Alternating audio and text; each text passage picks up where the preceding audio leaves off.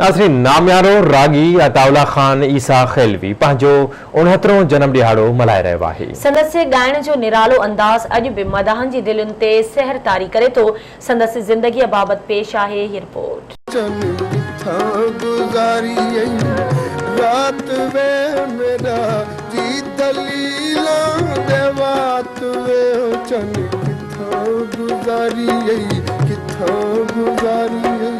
ॻाइण जो अवामी अंदाज़ रखंदड़ नाले वारो गुलकार अताउल्ला ईसा खैलवी बुनियादी तौर ते मियांवाली लॻी ईसा खैल जो रवासी आहे। अताउल्ला खे नंढे लाकू ई ॻाइण सां घणो लगाव हो, जिन जो इज़हार हुन पंहिंजे घर वारनि सां बि कयो ऐं उन्हनि खां ॻाइण जी सिख्या वठण जी इजाज़त बि वरिती, पर इजाज़त मिलण ते हू घरां निकिरी पियो ऐं वञी झरझंग में ॻाईंदो वॼाईंदो रहियो। अताउल्ला ईसा खैलवी हूअं त घणो सराइकी ॿोली में ई सुरनि जी वर्खा कई आहे, पर पंजाबी, उर्दू ऐं सिंधी में बि हुन पंहिंजे फ़न जो मुज़ाहिरो कयो आहे। अताउल्ला ईसा खे ॻाल्हि सराइकी कलामनि वसीले सॼे मुल्क में तमामु घणी मिन्नता मिली, जंहिंखां पोइ सरकार बि हुनखे तमग़ाए हुस्ने कारकर्दगी सां नवाज़ियो।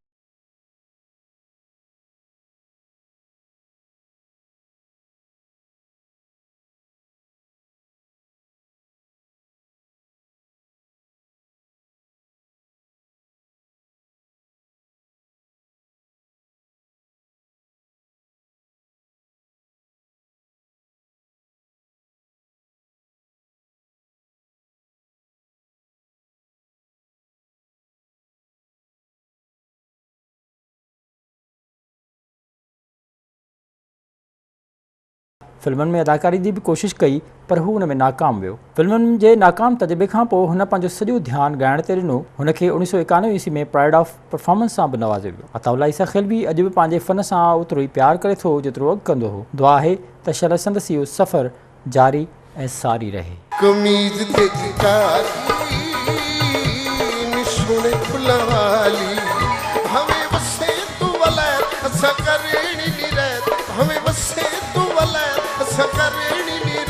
तुझे लेके जाना है मियां वाली कमीज तेरी